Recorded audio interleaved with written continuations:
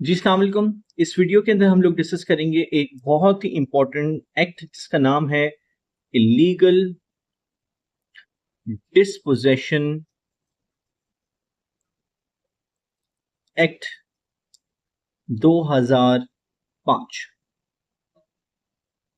इस एक्ट के अंदर यह बताया गया है कि कोई भी बंदा अगर वो लॉफुल ओनर हो या ऑक्यूपायर हो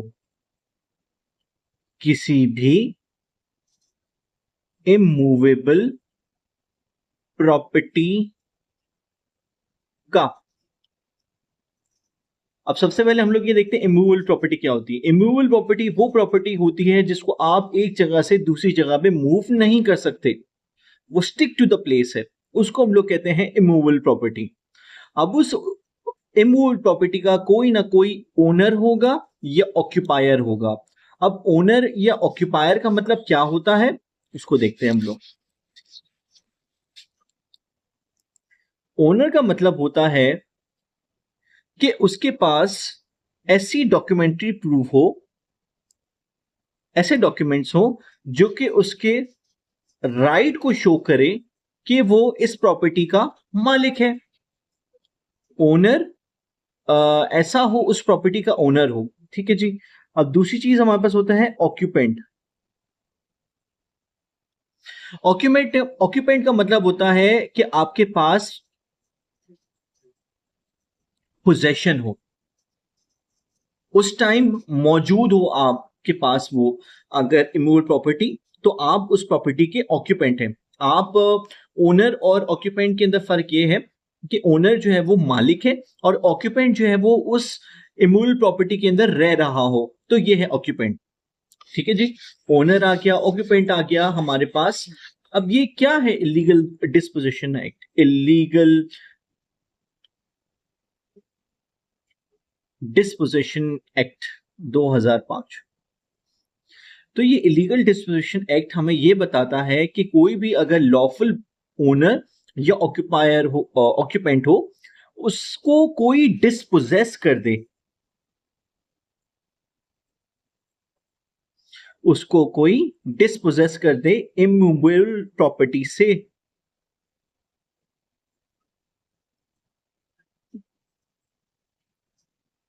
ठीक है।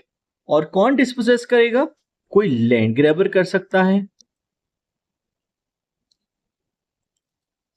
कोई लैंड ग्रैबर किसी भी लॉफुल ऑक्यूपायर या लॉफुल ओनर को, कोई लैंड ग्रैबर लॉफुल ऑक्यूपायर या लॉफुल ओनर को इलीगली डिस्पोजेस कर दे इमूवेबल प्रॉपर्टी से, तो उसके राइट्स प्रोटेक्टेड हैं इलीगल डिस्पोजेशन के अंदर। किसके राइट्स इलीगल डिस्पोजेशन के अंदर प्रोटेक्टेड हैं? लॉफुल ओनर और लॉफुल ऑक्यूपेंट के। अगर इन दोनों के राइट्स को कोई खराब करता है डिस्पोजेस करके इमूवेबल प्रॉपर्टी, तो इलीगल डिस्पोजिशन एक्ट के तहत वो एक कंप्लेन दाखिल करेगा सेक्शन 3 के तहत, इसके सेक्शन 3 के तहत। और वो बताएगा अदालत को कि भाई मेरे साथ, मुझे जो है वो इलीगली डिस्पोजेस कर दिया गया है मेरी प्रॉपर्टी से, मुझे इलीगली डिस्पोजेस कर दिया गया है, इलीगली डिस्पोजेस कर दिया गया है इमूवेबल प्रॉपर्टी से।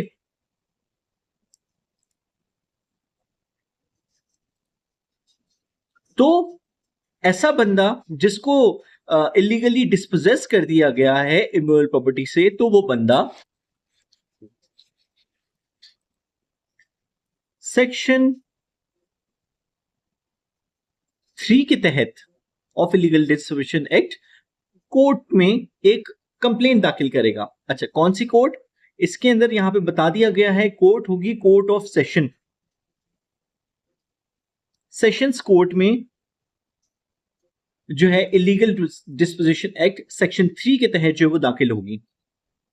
ठीक है। और सेक्शन 3 के अंदर यही बताया गया है कि कोई भी बंदा अगर ग्रैब कर लेता है, आपको डिस्पोजेस कर देता है और उसको अपने कब्जे में ले लेता है किसी भी इम्यूएबल प्रॉपर्टी को, तो उसको जो है वो उसकी सजा भी इस सेक्शन 3 के अंदर लिखी हुई है, और वो सजा है मैक्सिमम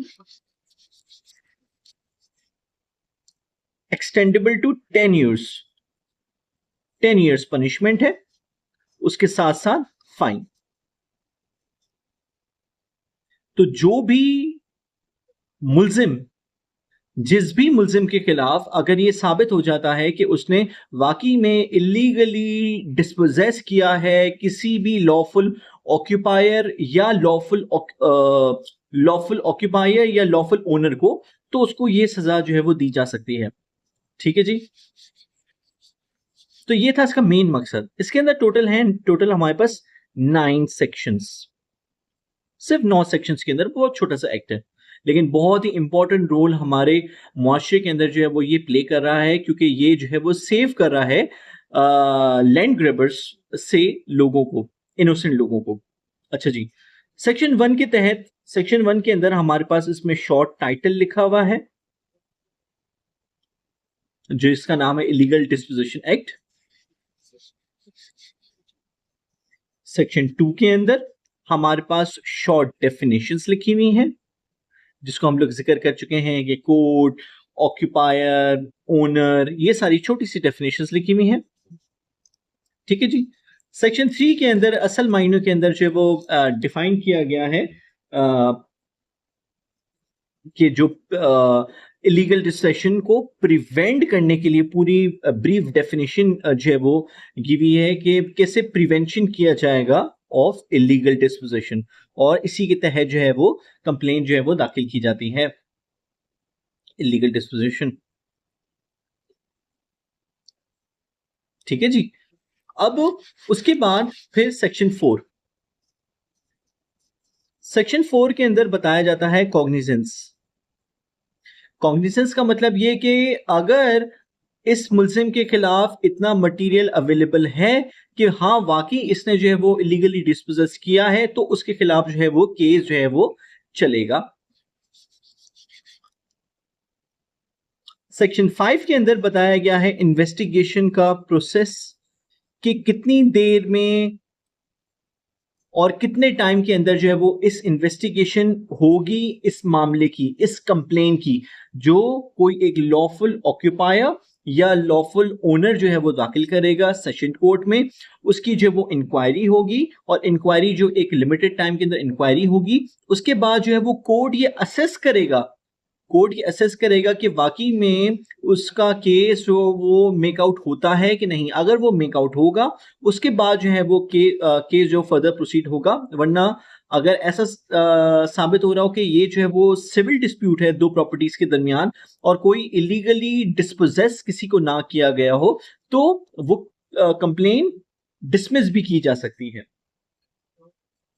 अच्छा जी, इसके अलावा हमारे पास दो और जो है वो कोर्ट की पावर बताई गई हैं, एक 6 में 7 में, इनको एक साथ ही डिस्कस कर लेते हैं।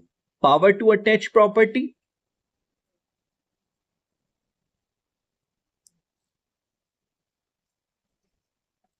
और नेक्स्ट में हमारे पास है इंटरिम रिलीफ।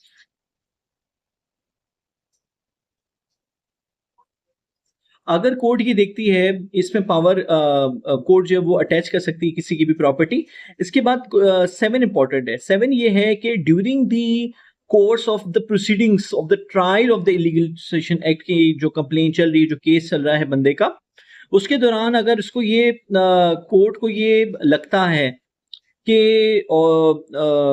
हाँ भाई ये जो है वो प्रॉपर्टी अभी तक जितना भी प्राइमा फेसाई मटेरियल अवेलेबल और रिकॉर्ड है वो सारा कंप्लेनेंट के हक में जो है वो जा रहा है, और कंप्लेनेंट को कुछ और खदशा है किसी बात पे कि नहीं भाई मुझे जो है वो अभी for the time being case खत्म होने तक मुझे जो है वो इस प्रॉपर्टी की, इमूवेबल प्रॉपर्टी की जो है वो पोजेशन जो है वो दे दी जाए, तो ऐसा कंप्लेनेंट सेक्शन 7 के तहत जो एक दरख्वास्त दाखिल करेगा कोर्ट के अंदर ही, कोर्ट ऑफ सेशन के अंदर ही, कि मुझे इंटरिम रिलीफ दिया जाए उस प्रॉपर्टी का। मतलब एक इंटरिम, जब तक केस खत्म नहीं होता तब तक मुझे जो है वो ये प्रॉपर्टी मेरे हवाले वापस कर दी जाए।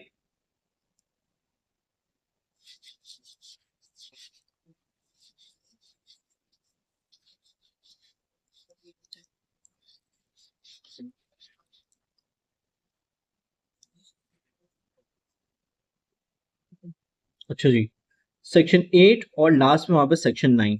सेक्शन 9 के अंदर हमारे पास बताया जाता है कि इसके अंदर ये प्रोविजन जो है वो क्रिमिनल प्रोसीजर